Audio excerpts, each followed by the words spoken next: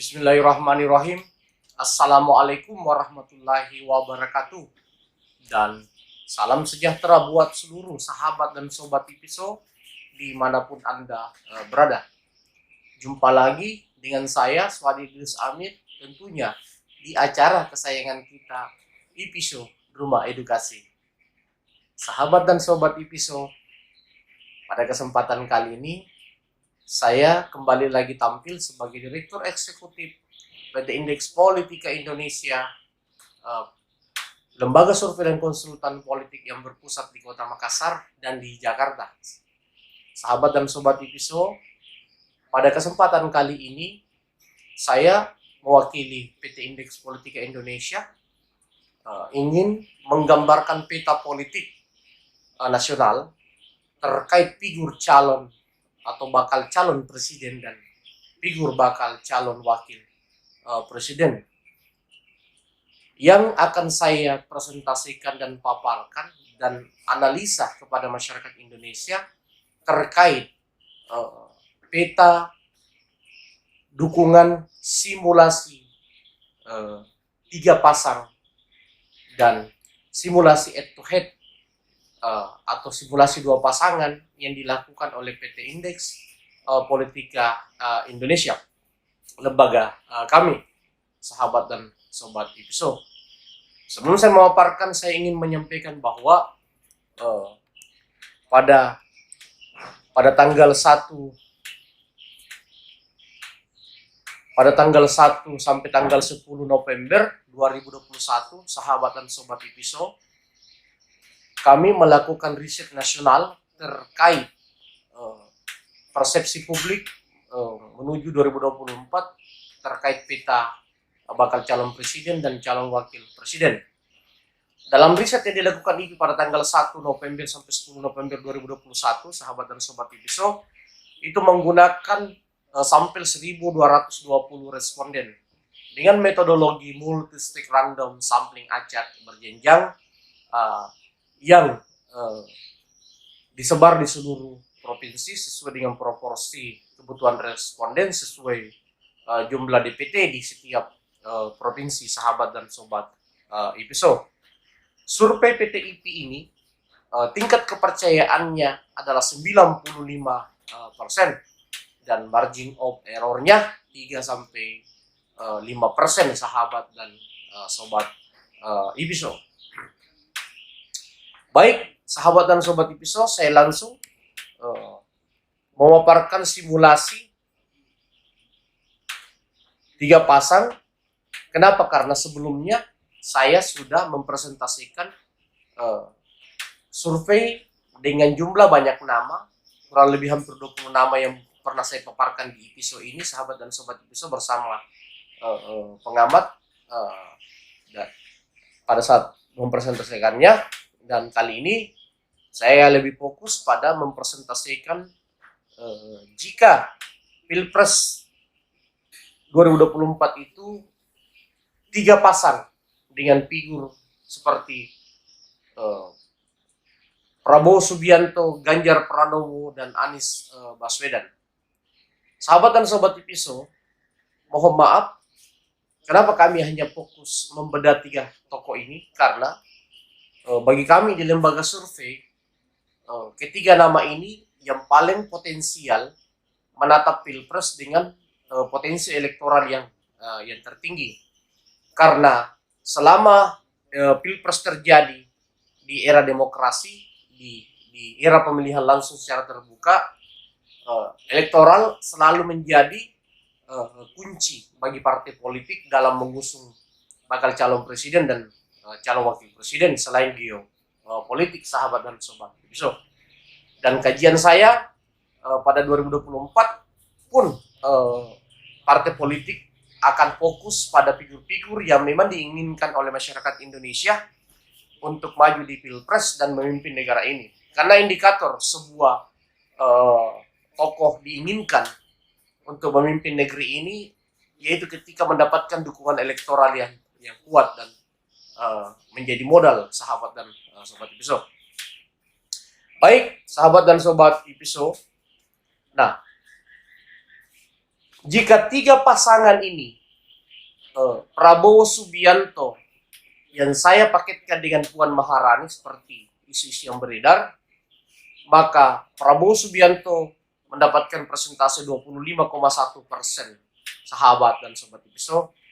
Ganjar Pranowo jika berpasangan dengan tokoh Indonesia Timur Andi Amran Sulaiman, dia mendapatkan angka 26,2%. Dan jika Anies Baswedan berpasangan dengan Harimurti Yudhoyono (AHY), maka Anies mendapatkan 20%. Dan undecided voters, yaitu responden yang tidak menjawab dan merahasiakan dukungannya, sebesar 29%, sahabat dan sobat Episo. Nah, pada simulasi ketiga tokoh dengan elektabilitas tertinggi ini, Ganjar sedikit unggul 26,2 dibandingkan Prabowo Puan 25,1, sahabat dan sobat Episo. Artinya sementara ini paket Prabowo Puan itu belum terlalu manjur, belum terlalu kuat untuk bisa mengalahkan Ganjar dalam riset yang ditemukan IP di bulan November ini.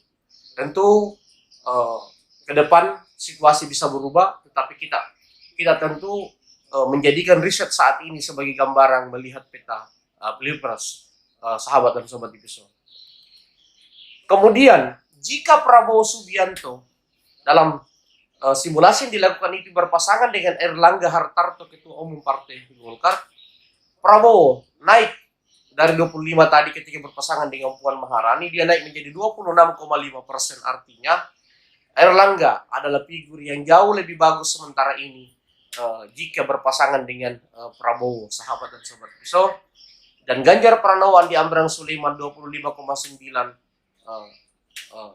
stagnan di angka 25 sementara ini. Dan begitupun Anies Baswedan Agus Harimurti Yudhoyono stagnan di angka 20,1, dan undecided voters 27,5%, sahabat dan sobat Episo. Jadi hampir saya pastikan bahwa jika Prabowo menggandeng Erlangga, maka Prabowo bisa mengimbangi Ganjar Pranowo atau bisa bersaing ketat dengan Ganjar Pranowo.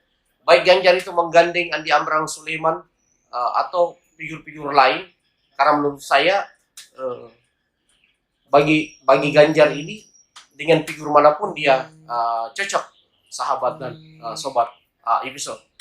Nah, itulah simulasi tiga pasangan yang coba saya gambarkan kepada sahabat dan sobat Episo. Baik, saya ke simulasi head to head. Nah, ini yang menarik, sahabat dan sobat Episo.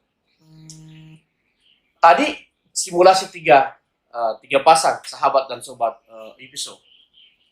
Sekarang saya coba pada simulasi head to head, sahabat dan sobat Episo. Nah, dalam simulasi head to head ini, saya coba menggambarkan ketika Prabowo Subianto head to head dengan Ganjar Pranowo, karena potensi itu cukup terlihat berpotensi terjadi, sahabat dan sobat Episo.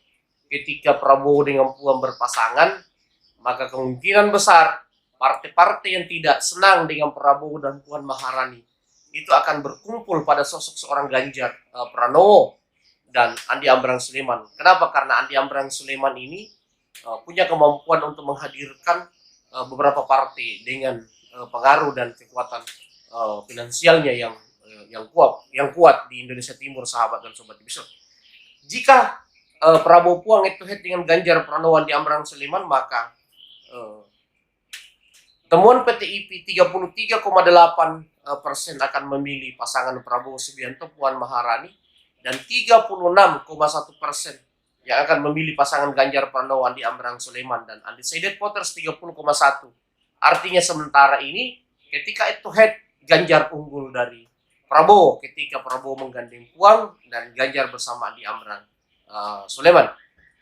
Tentu sahabat dan sobat Episo bertanya, kenapa PTIP hanya menjadikan Amran sebagai figur yang digandeng oleh Ganjar Pranowo? Karena dari pantauan saya, Ganjar dan Andi Amran Sulaiman ini sedang membangun komunikasi politik yang sangat intens untuk berpasangan.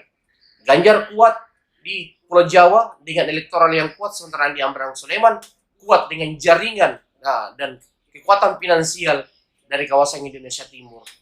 Andi Amran Sulaiman ini bahkan memiliki kekuatan jaringan dan finansial yang lebih kuat dibanding Pak Yusuf Kalla, wakil presiden 2 periode yang merupakan tokoh dari Bugis, dan Amran pun adalah tokoh dari Bugis sekampung dengan Pak Yusuf Kalla, sahabat dan sobat episode.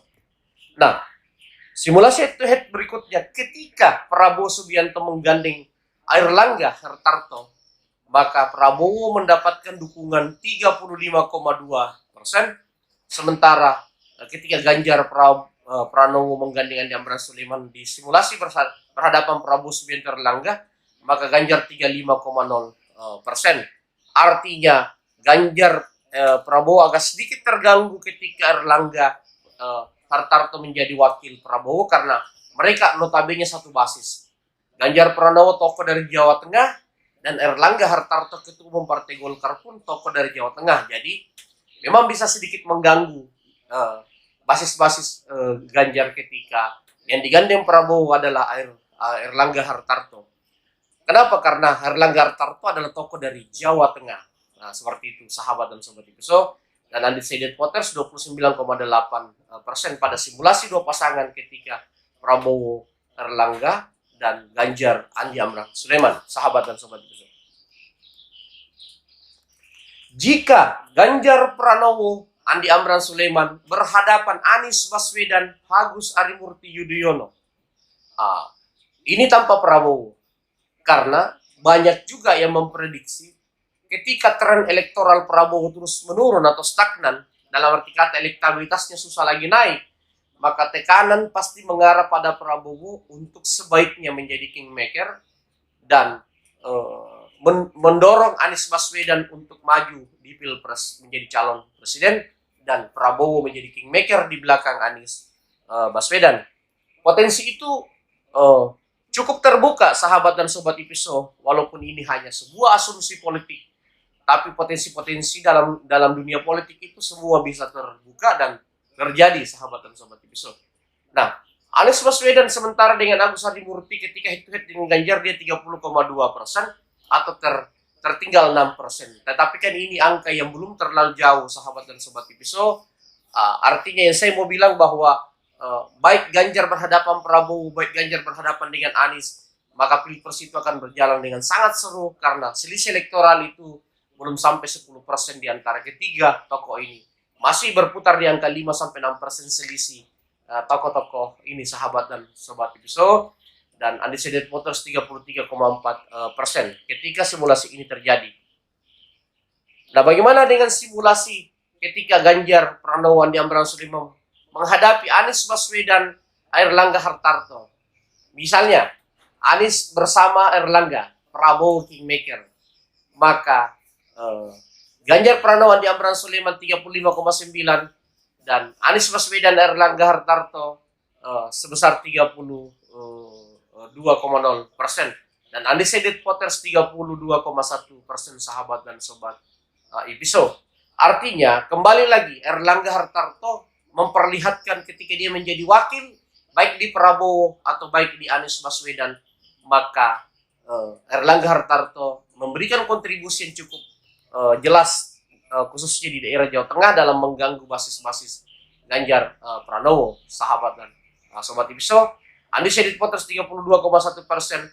Yang ingin saya sampaikan bahwa jika Airlangga Hartarto menjadi wakil Prabowo atau Anies, maka dia bisa menjadi wakil yang sangat kuat bagi bagi Prabowo Subianto ataupun Anies Baswedan untuk bisa mengimbangi Ganjar Pranowo, baik Ganjar Pranowo berpasangan dengan Andi Amran Sulaiman maupun dengan tokoh-tokoh Indonesia Timur lainnya, sahabat dan sobat episode.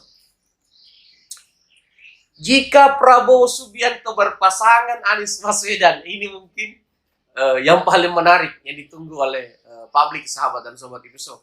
Jika Prabowo Subianto Anies Baswedan berpasangan, maka 38% pasangan ini sementara mendapatkan dukungan elektoral. Dan jika Ganjar Pranowo berpasangan dengan Andi Amran Sulaiman, dia hanya 36,8% atau kalah dari pasangan Prabowo Subianto Anies Baswedan. Artinya memang Prabowo harus jeli mencari pasangan dan harus mencari pasangan yang kuat untuk bisa melawan Ganjar Pranowo yang sudah terlanjur menjadi representasi dari tokoh Jawa dengan dukungan elektoral yang sangat kuat, sahabat dan sobat Ipiso. Nah, itulah gambaran tadi dari simulasi 3 pasangan dan simulasi head to head sahabat dan sobat Ipiso pada persentase sesi 1 ini, sahabat dan sobat Ipiso. Dari data yang saya presentasikan, saya ingin mengatakan begini, sahabat dan sobat Ipiso. Masyarakat Indonesia, terkhusus pendukung Pak Prabowo, pendukung Pak Ganjar, dan pendukung Anies Baswedan. Pilpres ini, jika tolak ukurnya adalah elektoral dan basis, maka simulasi paket ini sangat ideal. Gambaran dari simulasi yang saya lakukan itu mewakili dua hal yang substansi dalam pertarungan Pilpres, sahabat dan sobat Ipiso. Yang pertama adalah menggambarkan tentang peta geopolitik. Kenapa menggambarkan tentang peta geopolitik? Saya ingin mengatakan bahwa yang kuat di antara 3 ini, Ganjar, Pranowo, Prabowo Subianto, dan Anies. Ganjarlah satu-satunya tokoh yang berlabel tokoh Jawa asli dari Jawa Tengah dan tidak memiliki campuran sedikit pun dari sisi geopolitiknya. Sementara Pak Prabowo sebenarnya adalah bukan tokoh asli Jawa. Beliau hanya memiliki nama yang sama dengan orang Jawa. Beliau adalah putra dari Sumitro. Sumitro adalah seorang pakar ekonomi yang notabene adalah dari Cina, yang lahir dan besar di Indonesia dan menjadi pakar ekonomi terpopuler di masanya di Indonesia, dan istrinya atau ibunda dari Bapak Prabowo dari Manado atau Sulawesi Utara. Jadi memang Pak Prabowo ini bisa dikatakan mungkin darah Jawanya sangat sedikit. Kalaupun misalnya Sumitro berdarah Jawa, tetapi dia diwarnai dengan darah Cinanya, sahabat dan sobat. Sehingga memang Pak Prabowo itu harus menggandeng tokoh Jawa. Nah, di sini makanya kenapa saya simulasikan Pak Prabowo dengan tokoh Jawa seperti Ibu Puan Maharani, Bapak Ganjar Pranowo, Bapak Erlangga Hartarto, Ketua Umum Partai Golkar, agar Pak Prabowo bisa menutupi geopolitiknya. Selain keunggulannya, yang pertama adalah elektabilitas yang saat ini masih berada di 3 besar, sahabat dan sobat. Begitupun Pak Anies Baswedan. Pak Anies Baswedan ini selain berdarah Arab dari jalur garis bapaknya, beliau juga berdarah Sunda dari Kuningan. Ibunya berdarah Sunda dari Kuningan. Artinya Pak Anies Baswedan ini bisa dikatakan juga tidak memiliki darah Jawa yang sangat kental, kalaupun ada mungkin hanya sedikit. Sehingga memang Pak Anies harus mencari tokoh Jawa. Maka disimulasikanlah dia seperti dengan Erlangga Hartarto dan juga AHY, Agus Harimurti Yudhoyono. Sehingga dia bisa mengimbangi kekuatan Ganjar yang notabene asli Jawa, karena tidak bisa dipungkiri selama Republik ini berdiri, suku Jawa selalu mendominasi perhelatan Pilpres karena memang didukung oleh geopolitik yang sangat kuat, karena pemilih atau penduduk terbesar di Pulau Jawa, sahabat dan sobat Ipiso, yaitu Jawa Timur, Jawa Tengah, dan Yogyakarta, sahabat dan sobat Ipiso. Nah, sementara kenapa Ganjar Pranowo itu disimulasikan dengan tokoh Indonesia Timur, karena selama ini yang paling ideal, sahabat dan sobat Ipiso, adalah ketika tokoh Jawa menggandeng tokoh dari Indonesia Timur. Pak SBY sudah membuktikan dengan memenangkan pertarungan dengan menggandeng Pak JK. Begitupun Pak Jokowi juga membuktikan memenangkan Pilpres dengan menggandeng tokoh Indonesia Timur, yaitu Pak JK kembali, sahabat dan sobat Ipiso. Demikian untuk sesi pertama simulasi 3 pasang dan head to head yang saya sebagai Direktur Eksekutif PT Indeks Politika Indonesia PTIP, lembaga survei dan konsultan politik yang berpusat di Kota Makassar dan di Jakarta, sahabat dan sobat Ipiso. Nah, nantikan pada sesi berikutnya saya akan kembali sebentar lagi menggambarkan peta politik yang lain, sahabat dan sobat Ipiso, pada sesi kedua, pada video kedua, karena pada sesi pertama ini kami dibatasi oleh jam dan waktu dari Ipiso, maka saya akan mempresentasikan sesi kedua tidak lama lagi atau hari ini juga, sehingga sahabat dan Ipiso ketika membaca penonton video di episode ini, menonton konten di episode ini, itu tidak penasaran karena akan ada sesi berikutnya yang masih membicarakan 3 figur yang top saat ini, Bapak Ganjar Pranowo, Bapak Prabowo Subianto, dan Bapak Anies Baswedan. Akhir kata dari saya, Suadi Amir, mengucapkan banyak terima kasih kepada seluruh sahabat dan sobat episode dimanapun Anda berada. Assalamualaikum warahmatullahi wabarakatuh.